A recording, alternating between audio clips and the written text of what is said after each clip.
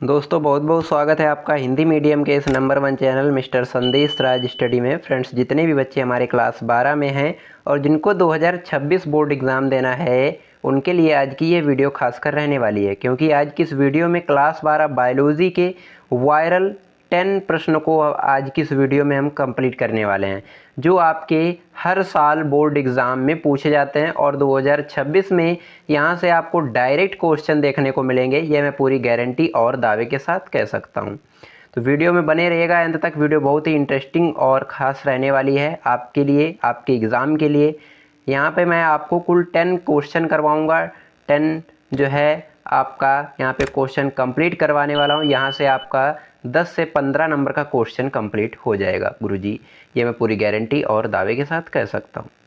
चलिए स्टार्ट कर लेते हैं बिना किसी देरी के। उससे पहले मेरी छोटी सी रिक्वेस्ट रहेगी आपसे, अभी तक आपने मेरे चैनल को सब्सक्राइब नहीं किया है तो कर लीजिएगा, साथ ही साथ बेल आइकन जरूर प्रेस कर लीजिएगा ताकि हमारी कोई भी वीडियो आपसे मिस ना होने पाए। पहला हमारा जहाँ पे क्वेश्चन देख सकते हैं आप, स्क्रीन पे दिया गया है कि सेब को आवासीय फल क्यों कहते हैं, और ऐसे ही दिया रहेगा इसमें पुष्प का कौन सा भाग फल की रचना करता है। डायरेक्ट क्वेश्चन आपको एग्ज़ाम में देखने को मिलेगा कि सेब को आवासीय फल क्यों कहते हैं गुरुजी। तो ये आपको याद रखना है यहाँ पे क्यों कहते हैं, इसका मेन कारण क्या होता है। बिल्कुल जिस प्रकार से मैं आपको बताऊंगा यहाँ पे, बिल्कुल इसी प्रकार से आपको लिखना है गुरुजी।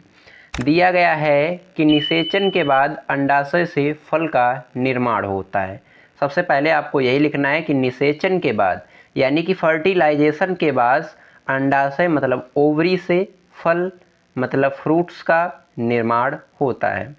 वह पुष्प के शेष जो बचा हुआ भाग है उसके अंग जो हैं वो झड़ जाते हैं। ऐसे फल को सत्य फल कहते हैं। लेकिन यदि फल का विकास अंडाशय से ना होकर पुष्प के किसी अन्य भाग से होता है, मतलब फल का जो विकास है वो ओवरी से ना होकर पुष्प के किसी अन्य भाग से होता है, तो ऐसे फल को हम लोग आवासीय फल कहते हैं। इसके प्रमुख रूप जो हैं पुष्पासन भाग फल की रचना करते हैं। इसमें प्रमुख रूप से जो पुष्पासन भाग है वो फल की रचना करता है, ये आपको याद रखना है। बिल्कुल इसी प्रकार से जब आप लिखेंगे तो ये आपका डायरेक्ट 2 नंबर का क्वेश्चन भी पूछा जा सकता है और 3 नंबर का भी पूछा जाएगा। ऐसे आपको लिखना है बिल्कुल इसी तरीके से। मतलब निषेचन के बाद अंडाशय से फल का निर्माण होता है, वह पुष्प के शेष अंग झड़ जाते हैं। ऐसे फल को सत्य फल कहते हैं। लेकिन यदि फल का विकास अंडाशय से ना होकर पुष्प के किसी अन्य भाग से होता है तो ऐसे फल को आवासीय फल कहा जाता है। इसमें प्रमुख रूप से पुष्पासन भाग जो है फल की रचना करता है। बिल्कुल इसी प्रकार से आपको लिखना है। अगला जो हमारा क्वेश्चन बनता है, इंपॉर्टेंट क्वेश्चन रहेगा आपके एग्जाम के लिए। क्वेश्चन क्या कहता है, बहुभुणता पर संक्षिप्त टिप्पणी लिखना है। आपका 2 नंबर में भी पूछा जा सकता है, 1 नंबर में पूछा जा सकता है और 3 नंबर में भी ये गुरुजी पूछा जा सकता है। 2 नंबर में पूछा जाए तो इतना लिखना है, 1 नंबर में भी पूछा जाए तो आपको इतना लिखना है और 3 नंबर में लिखना है तो वो आपको किस प्रकार से लिखना है, चलिए देखते हैं। जब किसी एक बीज में एक से अधिक भ्रूण विकसित होते हैं तो इस प्रक्रिया को बहुमूढ़ता कहते हैं। ये आपको 1 नंबर में लिखना है, ठीक है। और ये बीजांड में से अधिक भ्रूण कोष की उपस्थिति के कारण होता है, ये भी आपको याद रखना है। इतना 2 नंबर में लिखना है आपको। जैसे पाइनस संतरा, पाइनस और संतरा जो है ये बहुमूढ़ता के मेन उदाहरण हो जाते हैं गुरुजी, ये आपको याद रखना है। वेरी इंपॉर्टेंट क्वेश्चन रहेगा आपके एग्जाम के लिए। जब किसी एक बीज में एक से अधिक भ्रूण विकसित होते हैं तो इस प्रक्रिया को बहुभ्रूणता कहते हैं। यह बीजांड में एक से अधिक भ्रूण कोष की उपस्थिति के कारण होता है। जैसे मैंने यहाँ पे आपको बताया, पाइनस और संतरा ये आदि जो हैं ये बहुभ्रूणता के जो हैं उदाहरण हैं, ये आपको याद रखना है। अगला जो हमारा टॉपिक है, अगला हमारा जो हेडिंग क्या है, दोहरा निषेचन पर संक्षिप्त टिप्पणी लिखिए। गुरुजी 3 नंबर का वायरल क्वेश्चन है, हर साल देखने को मिलेगा और 2026 के बोर्ड एग्जाम में ये आपको डायरेक्ट क्वेश्चन आपको इस वीडियो से देखने को मिल जाएगा।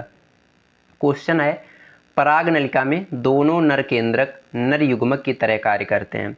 जो पराग नलिका होती है इसमें दोनों यानी कि नर और मादा दोनों नर केंद्रक नर युग्मक की तरह कार्य करते हैं तथा भ्रूणकोश में पहुंचने के बाद एक नर युग्मक अंडकोशिका से निषेचित हो जाता है तथा दूसरा नर द्वितीय केंद्रक से निषेचित हो जाता है। अर्थात यहाँ पर ऐसे कह सकते हैं कि एक ही भ्रूणपोष में 2 बार निषेचन होता है। इस प्रक्रिया को हम लोग क्या कहते हैं गुरुजी? दोहरा निषेचन या द्विनिषेचन कहते हैं। पराग नलिका में दोनों नर केंद्रक जो हैं नर युग्मक की तरह कार्य करते हैं तथा भ्रूण कोश में पहुंचने के बाद एक नर युग्मक अंड कोशिका से निषेचित हो जाता है तथा दूसरा नर युग्मक द्वितीयक केंद्रक से निषेचित हो जाता है। अर्थात यहाँ पर कह सकते हैं कि एक ही भ्रूण कोश में 2 बार निषेचन होता है। इस प्रक्रिया को ही दोहरा निषेचन या द्विनिषेचन कहते हैं गुरुजी। बिल्कुल जिस प्रकार से मैं यहाँ पे आपको बता रहा हूँ बिल्कुल इसी प्रकार से गुरुजी आपको लिखना है। इंपॉर्टेंट क्वेश्चन रहेंगे, जरूर से कंप्लीट करिएगा। एक भी क्वेश्चन आपका एग्जाम से बाहर नहीं मैंने यहाँ पे सिलेक्ट किया। आप प्रीवियस ईयर पेपर उठाकर देख लीजिएगा, आंसर पेपर उठाकर देख लीजिएगा। एक एक क्वेश्चन जो मैंने यहाँ पे सिलेक्ट किया है ये डायरेक्ट जो है एग्जामों में पूछा जा सकता है। तो हमारा अगला जो क्वेश्चन बनता है, आवर्त चक्र क्या होता है? आवर्त चक्र का जो है कौन से हार्मोन्स नियमन करते हैं? तो यहाँ पे लिखा हुआ है मादाओं में अंडाणु निर्माण जो है 28 दिन के चक्र में होता है, ये आपको याद रखना है। जिसे आवर्त चक्र कहते हैं या मासिक चक्र कहते हैं या ऋतुस्राव चक्र कहते हैं। प्रत्येक स्त्री में या 12 से 13 वर्ष की आयु में प्रारंभ हो जाता है तथा 45 से 55 वर्ष की आयु में खत्म हो जाता है। यह चक्र जो होता है ये अंडाशय में अंडाणु निर्माण को दर्शाता है तथा इसके प्रारंभ होने के साथ ही मादा जो है क्या कर सकती है? गर्भधारण में सक्षम हो पाती है। यानी कि क्या होती है? यानी कि आपको यहाँ पे लिखा हुआ है आवर्त चक्र नियमन करने वाले जो हार्मोन्स हैं वो 2 हैं। कौन कौन से हैं? आपका है एक LH है जिसे ल्यूटिनाइजिंग हार्मोन्स कहते हैं और आपका है एक FSH। ये आपके दो हार्मोन्स हैं। ये आवर्त चक्र को जो है नियमन करने वाले हार्मोन्स हैं। यहाँ पे लिखा हुआ है जो आवर्त चक्र है ये क्या है, तो आपको समझना बेहद जरूरी रहता है कि मादाओं में अंडाणु निर्माण की जो प्रक्रिया है वो 28 दिन के चक्र में होती है। हर मंथ के 28 दिन में जो है ये प्रक्रिया होती है। तो यहाँ पे लिखा हुआ है जिसे आवर्त चक्र भी बोल सकते हैं, मासिक चक्र या बोल सकते हैं या ऋतुस्राव चक्र कहते हैं। प्रत्येक स्त्री में प्रत्येक महिला में ये 12 से 13 वर्ष की आयु में प्रारंभ हो जाता है तथा 45 से 55 वर्ष की आयु में ये समाप्त हो जाता है यानी खत्म हो जाता है। यह चक्र अंडाशय में अंडाणु निर्माण को दर्शाता है। ये जो चक्र होता है ये अंडाशय में यानी कि अंडाशय में अंडाणु ओवरी को दर्शाता है तथा इसके प्रारंभ होने के साथ ही मादा जो है गर्भधारण में सक्षम हो पाती है। और इस चक्र का नियमन करने वाले मैंने यहाँ पे 2 हार्मोन्स बताए आपको। कौन कौन से? एक आपका LH ल्यूटिनाइजिंग हार्मोन्स और FSH, ये 2 हार्मोन्स इसको नियमन कर सकते हैं। ये आपको याद रखना, इंपॉर्टेंट क्वेश्चन रहेगा आपके एग्जाम के लिए। अगला हमारा जो क्वेश्चन बनता है अपरा क्या है? इसके मुख्य कार्य लिखिए। अपरा क्या है गुरुजी? इसके मुख्य कार्य क्या हैं? तो अपरा वह अंग जिसके द्वारा गर्भाशय में स्थित भ्रूण के शरीर में माता के रक्त से पोषण पहुंचता रहता है या भ्रूण को वृद्धि करता है या अंग को जो है इस अंग को या उस अंग को अपरा या प्लेसेंटा कहते हैं। अपरा जो होता है ये महिला में बच्चे को यानी कि जो भ्रूण होता है उसको पोषण प्रदान करता है। बच्चे का जो सबसे छोटा रूप होता है वो भ्रूण होता है। सबसे पहले जो है बच्चे में क्या बनता है? तो सबसे पहले जो है हृदय धड़कता है, ये आपको याद रखना है।